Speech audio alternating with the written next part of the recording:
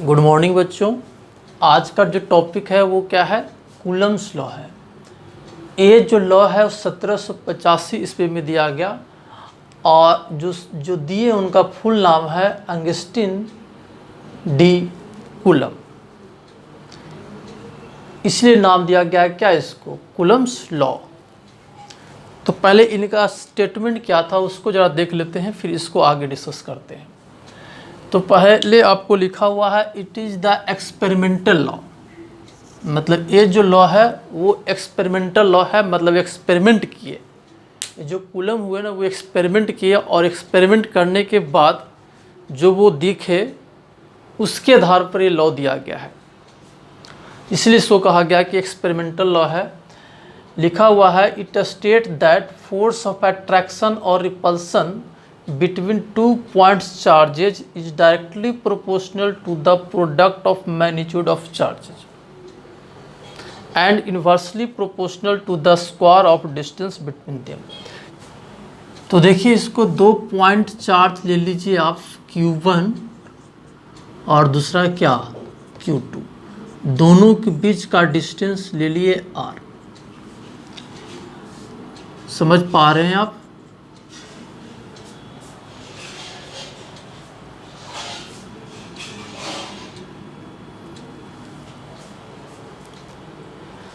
देखो बच्चों, 2 point charge लिए Q1 और Q2, दोनों के बीच का डिस्टेंस R लिए, ठीक है। तो वो बोले क्या ना कि दोनों के बीच फोर्स लगेगा, ठीक है। और दोनों चार्ज का अगर नेचर सेम होता है, चार्ज का दोनों चार्ज का नेचर सेम, मतलब ये पॉजिटिव और ये भी पॉजिटिव, या ये नेगेटिव तो ये भी नेगेटिव, तब वो दोनों के बीच रिपल्सिव फोर्स लगता है। और अगर चार्ज का नेचर अगर अपोजिट होगा, इसका मतलब एक पॉजिटिव और दूसरा निगेटिव, तब उस केस में दोनों के बीच अट्रैक्शन फोर्स लगता है। तो अभी मान लीजिए कि Q1 और Q2 पॉजिटिव चार्ज है तो दोनों के बीच रिपल्सन फोर्स लगेगा। तो ये चार्ज जो है ना ये इधर फोर्स लगाएगा F12, हमने नाम दे दिया। तो ये चार्ज भी ना इस पर इधर फोर्स लगाएगा F21, और इसको हम लोग जो फोर्स लगता है ना इसको इलेक्ट्रोस्टैटिक फोर्स भी बोलते हैं। और ये जो फोर्स होता है सेंटर टू सेंटर लगता है। सेंटर टू सेंटर का मतलब अगर ये पॉइंट ए और यहाँ पर रखा गया है तो दोनों को मिलाने, इसको सेंटर को मिलाने वाली लाइन जो होगा ना उसी के अलॉन्ग लगेगा। अगर ये बड़ा बॉडी होता, जैसे मान लें कि ये बड़ा बॉडी होता और ये होता, आगे हम लोग बात करेंगे, मान लेते हैं ऐसा, तो इसका सेंटर ये होगा और इसका सेंटर ये होगा, तो इसी के अलॉन्ग क्या लगता है ना फोर्स लगता है। इसलिए कूलम्स लॉ को सेंट्रल फोर्स भी बोला जाता है। क्या बोला जाता है? सेंट्रल फोर्स, ठीक है। तो ये दोनों जो फोर्स है ना इसी लाइन के अलॉन्ग लगता है। तो अभी हमने माना कि दोनों चार्ज पॉजिटिव है, तो ये चार्ज इस चार्ज को इस लाइन पर इधर रिपेल करेगा और ये चार्ज इस चार्ज को इस लाइन पर इधर रिपेल करेगा। लेकिन ये दोनों चार्ज का जो मैग्नीट्यूड होगा ना वो सेम होगा, यानी F12 = हो जाएगा F21, और इसको आप मान लीजिए F, ठीक है। तो ये स्टेटमेंट ये कहता है कि ये दोनों के बीच जो रिपल्सिव या फिर अट्रैक्ट, ये दोनों के बीच या तो अट्रैक्शन और रिपल्सन जो फोर्स लगता है, जिसको यहाँ पर नाम दिए क्या F, वो डायरेक्टली प्रोपोर्शनल होता है चार्ज के मैग्नीट्यूड का, प्रोडक्ट का होता है। स्टेटमेंट कर रहा है directly proportional to the product of magnitude of charges. तो दोनों चार्ज का मैग्नीट्यूड Q1 Q2 है, तो ये जो फोर्स होगा डायरेक्टली प्रोपोर्शनल होगा दोनों के मैग्नीट्यूड का, प्रोडक्ट का, ठीक है। तो ये पहला स्टेटमेंट ऐसा कह रहा है। दूसरा स्टेटमेंट इसी में आगे कह रहा है क्या कि ये जो फोर्स जो होता है वो इन्वर्सली प्रोपोर्शनल होता है डिस्टेंस स्क्वायर का। तो आप फाई हो गया, दोनों के बीच का डिस्टेंस हमने माना है R, तो हो गया R²। अब ये दोनों को कंबाइंड करेंगे, कंबाइनिंग दिज इक्वेशन, तो F जो हो जाएगा वो डायरेक्टली हो जाए प्रोपोर्शन हो जाएगा K1 Q2/R², ठीक है बच्चों। और जब प्रोपोर्शनल हटेगा तो एक कांस्टेंट आ जाएगा, तो F इजिकल टू हो जाएगा K Q1 Q2 by r square. ठीक है, इसको आगे बढ़ाते हैं।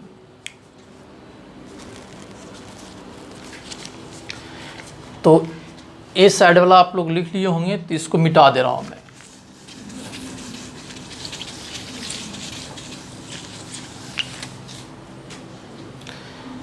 ठीक है बच्चों, तो इसको आगे बढ़ाते तो के का जो वैल्यू होता है वो होता है 1/4 पाई एप्सिलॉन। इसको और आगे लिखते हैं 1/4 pi epsilon naught into epsilon r. मतलब हम लोग कह सकते हैं कि एप्सिलॉन का जो वैल्यू हो गया वो हो गया एप्सिलॉन इंटू एप्सिलॉन आर, ऐसे भी लिख सकते हैं। इसको रीड करते हैं, एप्सिलॉन ये ग्रीक वर्ड है, एप्सिलॉन एप्सिलॉन, ठीक है ना। ये रीड करते हैं बच्चों, इसको क्या करते हैं, रीड करते हैं ऐसा। तो फोर्स का जो वैल्यू हो जाएगा वो कितना हो जाएगा बताओ, F इजिकल टू हो जाएगा 1/4 pi epsilon naught into epsilon r. ये जीरो होता है तो इसको एप्सिलॉन नॉट में पढ़ते हैं, और हो जाएगा क्या Q1 Q2 by r square. 1 को हटा दो तो ये कंप्लीट फोर्स का फॉर्मूला हुआ। समझ रहे हैं, जहां पर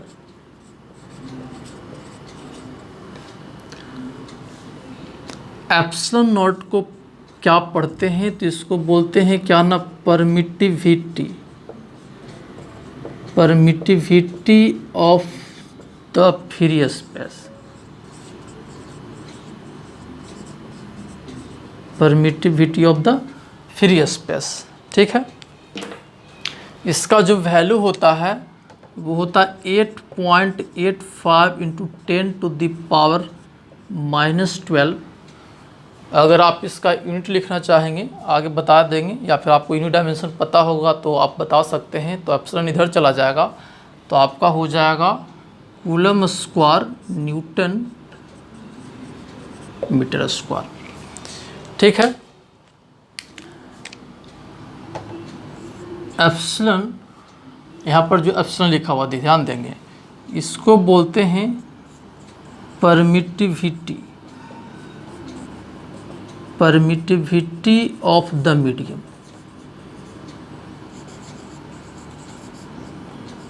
परमिटिविटी ऑफ द मीडियम। ठीक है, और एप्सिलॉन आर को बोलते हैं रिलेटिव परमिटिविटी, रिलेटिव परमिटिविटी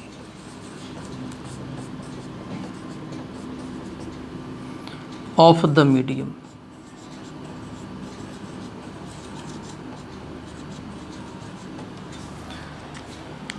किसको क्या बोलते हैं ये आपको समझ में आ रहा होगा। अब आगे देखिए, इसको ये लिख लिए होंगे आप लोग।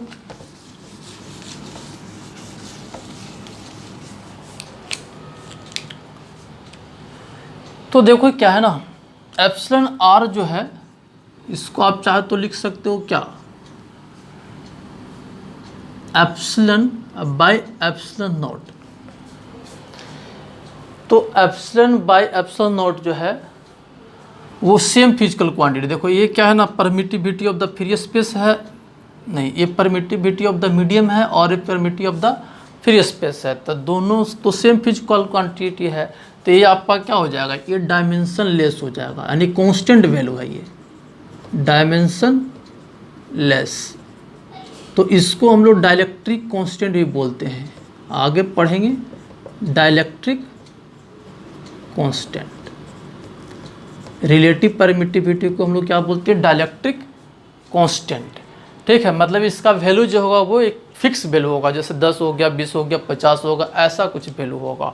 और रिलेटिव पर मीडियम का हुआ, जैसे 2 चार्ज जो यहाँ पर लिए हैं वो किस मीडियम में प्लेस्ड है उसका वो रिलेटिव परमिटिविटी ईआर कहते हैं या फिर डाइलेक्ट्रिक कांस्टेंट बोलते हैं। वो आपको प्रॉब्लम में मेंशन किया हुआ रहता है अगर प्रॉब्लम दिया हुआ रहेगा तो। ठीक है बच्चों, तो ये आपका फोर्स का फॉर्मूला हो गया। अब ध्यान देंगे, इन फ्री स्पेस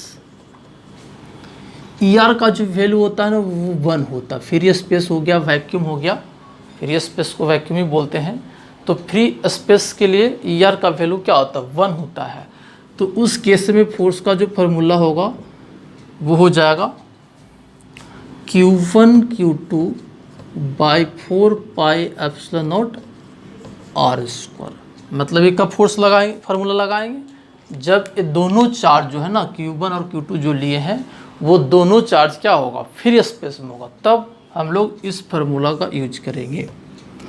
और अगर आपको किसी प्रॉब्लम में किसी मीडियम का चर्चा नहीं किया गया है कि दोनों चार्ज के बीच किस मीडियम में रखा गया, यानी दोनों चार्ज किस मीडियम में रखा गया है, तब हम लोग समझेंगे कि क्या है ना फ्री स्पेस में है। अगर नहीं कुछ बोला गया तो हम लोग दोनों चार्ज को समझेंगे कि दोनों चार्ज कहाँ पर रखा गया है, फ्री स्पेस में रखा गया है।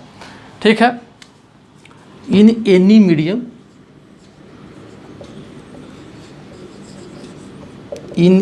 मीडियम ईआर का जो वैल्यू होता है वो ग्रेटर देन 1 होता है।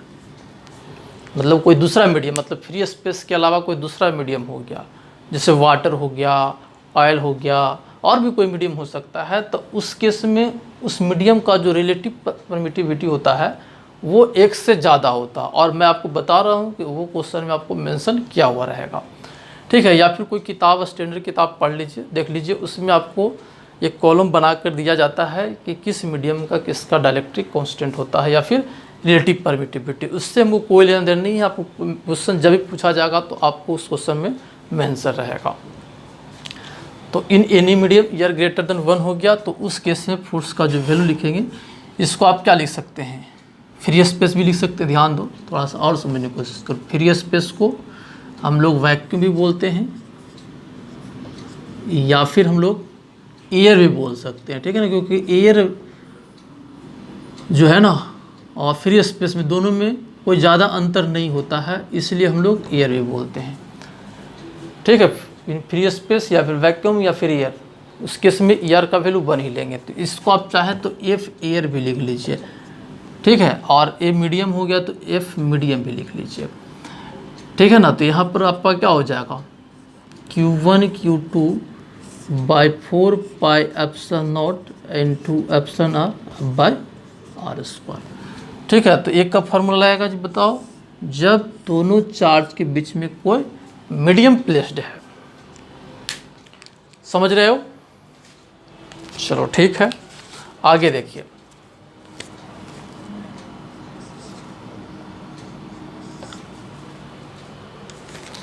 आप ये दोनों क्या कर लीजिए, डिवाइड कर लीजिए। ठीक है, इसको क्या कर लीजिए, डिवाइड कर लीजिए, मिटा दें। चलिए देखिए, तो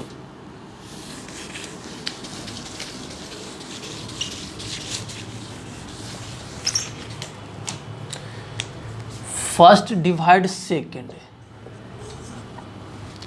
तो एफ एयर अब बाई क्या हो जाएगा, एफ मीडियम, जो हो जाएगा आपका कितना हो जाएगा बताओ बच्चों, Q1 Q2 by 4 pi epsilon naught r square by Q1 Q2 by 4 pi epsilon naught into epsilon r into r square. ये से कट गया, ये से कट गया, सब कट गया, बस बच गया कितना, 1/1 बाई ई आर। ठीक है बच्चों, तो आपको कह सकते हैं E r is equal to हो गया एफ एयर अब बाई एफ मीडियम। तो रिलेटिव परमिटिविटी को हम लोग ऐसे भी डिफाइन कर सकते हैं कि रिलेटिव परमिटिविटी जो होता है वो फोर्स का रेशियो होता है। जब दो चार्ज किसी फ्री स्पेस में रख दो या फिर एयर में रख दो और वो फोर्स निकाल लो और फिर ये दोनों चार्ज को, ठीक है ना, उतने ही डिस्टेंस में मीडियम में रख दो, तब फोर्स निकालते हैं। दोनों का जो रेशियो होता है उसको हम लोग क्या बोलते हैं, रिलेटिव परमिटिविटी बोलते हैं। ये भी डिफाइंड होता है, ऐसे भी डिफाइंड होता है रिलेटिव परमिटिविटी। और भी आगे हम लोग पढ़ेंगे डाइलेक्ट्रिक कांस्टेंट और रिलेटिव परमिटिविटी दूसरे प्रकार से डिफाइंड होता है। हम लोग पढ़ेंगे कि डाइलेक्ट्रिक कांस्टेंट जो होता है K is equal to external electric field by resultant electric field होता है। आगे पढ़ेंगे जब हम लोग पढ़ेंगे कहाँ पर, कैपेसिटर पढ़ेंगे, तो वहाँ पर भी हम लोग ऐसे डिफाइन करते हैं डाइलेक्ट्रिक कांस्टेंट को, ठीक है, या फिर रिलेटिव परमिटिविटी को, ठीक है। तो वहाँ पर इसको देखेंगे, अभी फिलहाल इसको ये याद रखेंगे, ठीक है बच्चों। 1/4 पाई एप्सिलॉन का जो वैल्यू होगा डायरेक्ट न्यूमेरिकल में यूज करेंगे। देखो 1/4 पाई एप्सिलॉन आया ना, तो इसका जो वैल्यू होता है वो होता है 9 × 10⁹ अगर आप यहाँ से यूनिट लिखोगे तो हो जाएगा न्यूटन मीटर स्क्वायर पर कूलम स्क्वायर। तो न्यूमेरिकल्स में 1/4 पाई एप्सिलॉन का वैल्यू इतना पुट करेंगे, और सिर्फ एप्सिलॉन का वैल्यू चाहिए तो आपको पीछे लिख दिया हूँ मैं 8.85 × 10⁻12। ठीक है, समझ पा रहे हैं। चलो हम लोग एक पॉइंट और लिख लेते हैं, लाइक चार्जेज, लाइक का मतलब सेम नेचर का, like charges repel to each other and unlike charge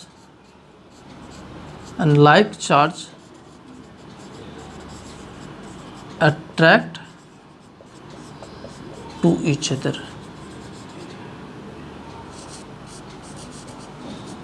मतलब लाइक का मतलब सेम नेचर का, यानी सेम नेचर का अगर होगा तो एक दूसरे को रिपेल करेगा, और अनलाइक का मतलब क्या हुआ, अगर अपोजिट नेचर का होगा तो एक दूसरे को क्या करेगा, अट्रैक्ट करेगा। तो बच्चों आपको बस यहाँ पर ये याद रखना है फाइनली कि 2 पॉइंट चार्ज रहेगा तो उसके बीच फोर्स लगता है, ठीक है ना। और फोर्स का जो फार्मूला होता है Q1 Q2/4 pi epsilon r²। अगर कोई मीडियम रहेगा तो ER आ जाएगा, अगर कुछ नहीं बोला गया क्वेश्चन में तो हम लोग ये फार्मूला यूज करेंगे। और सभी का वैल्यू आपको मेंशन रहेगा, या फिर जो अननोन रहेगा उसको हम लोग क्या करेंगे, इसी इक्वेशन से निकालेंगे, ठीक है। तो सभी का फार्मूला याद रखेंगे, इसका वैल्यू याद रखेंगे, और इसको आगे फिर यूज करेंगे न्यूमेरिकल्स में, देखेंगे आगे, ठीक है। चलो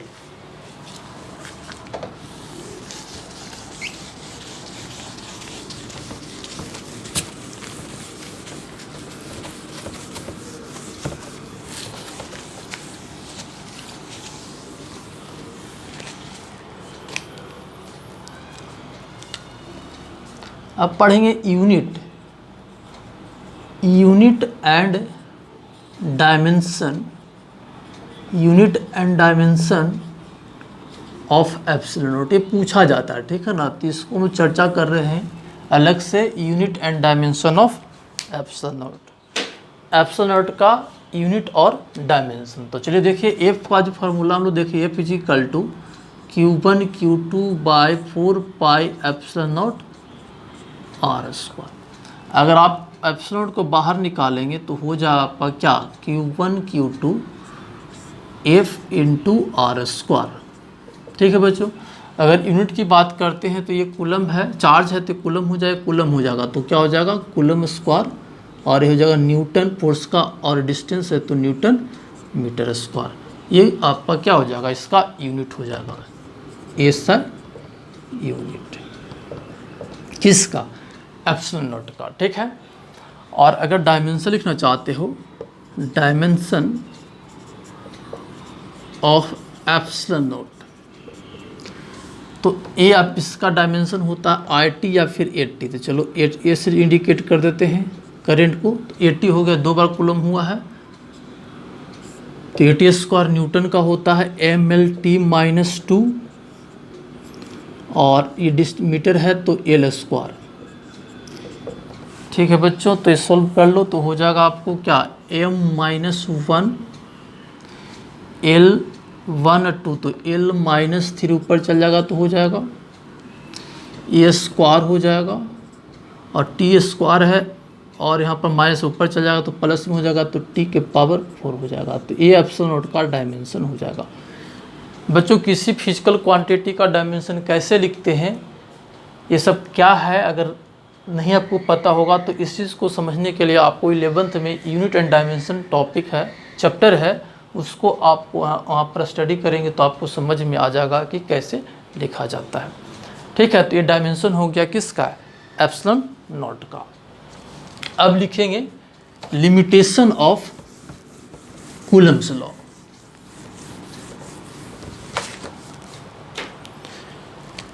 limitation of Coulomb's law.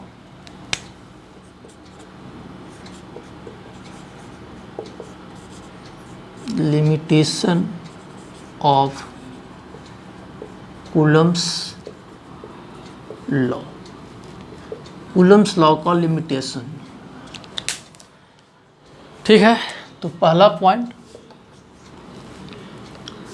It is only applicable for point charge.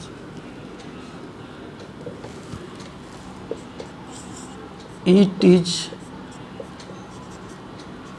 also only applicable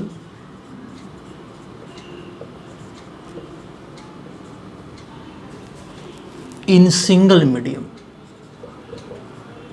In single medium. Third, it is not applicable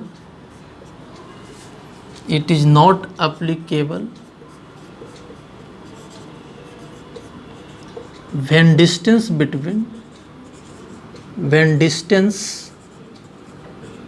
between two points charges to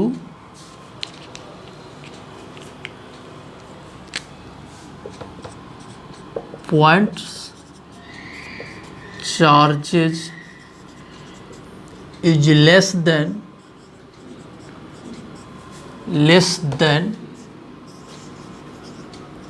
10 to the power minus 15 metre.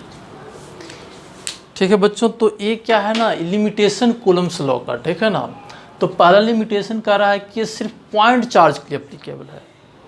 तो मतलब क्या हुआ, जो Coulomb's law जो लगाए F = Q1 Q2 by 4 pi epsilon r², ये तभी होगा जब ये दोनों पॉइंट चार्ज होगा, ये भी पॉइंट और ये भी होगा, तभी आप कूलम्स लॉ को लगा सकते हैं।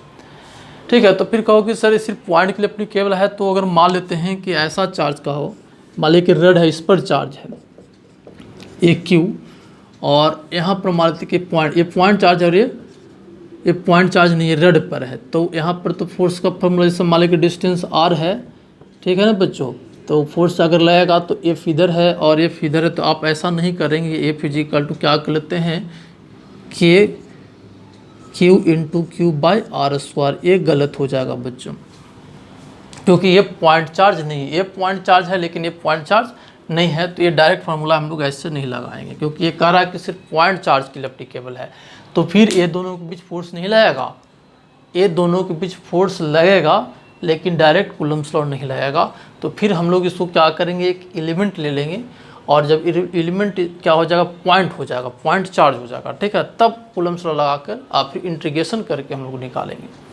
या फिर ऐसा समझो ना, हम लोग पीछे भी हम लोग बहुत से फार्मूला देखे हैं, जितने भी फार्मूला जो आती है वो सब पॉइंट के लिए एप्लीकेबल होता है, और जब डिस्ट्रीब्यूटेड बॉडी की बात होती है तो फिर हम लोग क्या करते हैं ना, को पहले पॉइंट के लिए निकालते हैं, एलिमेंट के लिए उसका निकालते हैं और फिर उसको इंटीग्रेशन कर देते हैं। यहाँ पर भी वही कहना चाह रहे हैं यहाँ पर। ठीक है ना, कि ये दोनों पॉइंट रहेगा तो तब तो डायरेक्ट लग जाएगा, लेकिन अगर आपका क्या हो, एक डिस्ट्रीब्यूटेड बॉडी हो जाएगा तो फिर वहाँ पर आपको एलिमेंट लेकर प्रॉब्लम को सॉल्व करना पड़ेगा। इंटीग्रेशन का कंसेप्ट आएगा जो हम लोग आगे न्यूमेरिकल्स में देखेंगे। ठीक है, ये सब टाइप के न्यूमेरिकल्स हम लोग आगे देखेंगे। ठीक है ना, ऐसा भी हो सकता है कि दो डिस्ट्रीब्यूटेड बॉडी है, जैसे मान लीजिए ये भी और ये भी है, तो इस दोनों के बीच भी फोर्स लगेगा, तो इसको भी निकालना होगा। लेकिन बच्चों क्या है ना, हम लोग को सिलेबस में दो डिस्ट्रीब्यूटेड बॉडी के बारे में नहीं पढ़ना, मतलब ये दोनों ऐसा नहीं होगा, एक डिस्ट्रीब्यूटेड बॉडी होगा तो दूसरा क्या होगा, पॉइंट होगा, दोनों डिस्ट्रीब्यूटेड नहीं है होगा, ये हम लोग को सिलेबस में नहीं पढ़ना है। फोर्स तो लगेगा ही, लेकिन हम लोग को ये पढ़ना नहीं कि कैसे इसको कैलकुलेट करना है। ठीक है, तो बस हम लोग समझ रहे हैं कि एक डिस्ट्रीब्यूटेड होगा और एक पॉइंट होगा, तो डायरेक्ट कूलम्स लॉ नहीं लगेगा, एक एलिमेंट लेकर हम लोग को सोल्व करना पड़ेगा, जो आगे हम लोग न्यूमेरिकल्स में ये सब चीज़ें देखेंगे। ठीक है, तो ये आपका लिमिटेशन में लिखा जाता है कि 2 पॉइंट मतलब ये जो कूलम्स लॉ जो है ये तब भी लगेगा जब दोनों चार्ज कैसा होगा, पॉइंट चार्ज होगी। ठीक है, फिर आगे देखिए, it is also only applicable in single medium. ये जो फोर्स जो है ना वो एक सिंगल मीडियम में ही रहेगा। अब ध्यान दो, जैसे मान लेते हैं ना कि दोनों चार्ज, जैसे मान ले कि ये है और ये है, तो दोनों चार्ज क्या होना चाहिए, सिंगल मीडियम में, एक Q1 एक Q2, तो दोनों क्या होना चाहिए, सिंगल मीडियम में होना चाहिए, तब ये एप्लीकेबल है। तो कह सकते हो ना कि सर चार्ज अगर Q1 है यहाँ और दूसरा ही क्या है ना, ये दूसरा मीडियम है, दोनों पॉइंट ही मान लेते हैं। ठीक है ना, ये दोनों तो मान ले पॉइंट है, ये अलग मीडियम, इसको मान लेते ER1 है, ये ER2 है, तो ये दोनों के बीच फोर्स नहीं लगेगा, ये दोनों के बीच फिर फोर्स लगेगा, लेकिन डायरेक्ट नहीं लगाएंगे, इसके लिए भी हम लोग कुछ फार्मूला लाएंगे। ठीक है ना, फिर समझो क्या कहना चाहते हैं, ए और ए दोनों अलग अलग मीडियम में रखा गया है, तो फोर्स तो लगेगा लेकिन डायरेक्ट कूलम्स लॉ नहीं लगा सकते हैं। तो इस टाइप के प्रॉब्लम को हम लोग कैसे सोल्व करेंगे, तो इसको हम लोग समझने के लिए न्यूमेरिकल से ही हमको समझ में आएगा। जब न्यूमेरिकल करेंगे डिस्कस तो वहाँ पर बातें हो जाएगी। फिर करा it is not applicable when distance between 2 point charge less than 10⁻⁻15 metre. ये करा कि वहाँ पर भी अप्लीकेबल नहीं होता है जहाँ पर 2 पॉइंट चार्ज के बीच का डिस्टेंस 10⁻⁻15 मीटर से कम होगा। अब इसके पीछे लिखने के पीछे कारण क्या है ना कि जैसे देखो क्या ना, 10⁻⁻15 मीटर एक 1 फर्मी होता है, 1 fermi is equal to 10⁻⁻15 metre होता है। और ये जो होता है ना, किसी भी एटम का न्यूक्लियस का क्या होता है, रेडियस का डायमेंशन मतलब रेंज होता है। तो हम लोग कहते हैं कि अगर 2 चार्ज जो होता है ना, यहाँ पर जो 2 चार्ज होगा न्यूक्लियस के अंदर में, उसका वैल्यू इसी के रेंज में होता है। तो हम लोग कह सकते हैं कि ये जो चार्ज 2 है, ठीक है, इससे कम डिस्टेंस संभव है ही नहीं, क्योंकि न्यूक्लियस में सबसे नज़दीक क्या रहता है ना, चार्ज रहता है। तो इससे कम डिस्टेंस संभव नहीं है। तो बस जब संभव ही नहीं 2 चार्ज के बीच, तो हम लोग कैसे कह सकते हैं कि उससे कम होगा, तो ये कूलम्स लॉ लगेगा। इसलिए हम लोग बोलते हैं कि जब 2 चार्ज के बीच का डिस्टेंस 10⁻⁻15 मीटर से कम होगा, तो वहाँ पर भी ये कूलम्स लॉ नहीं लगता।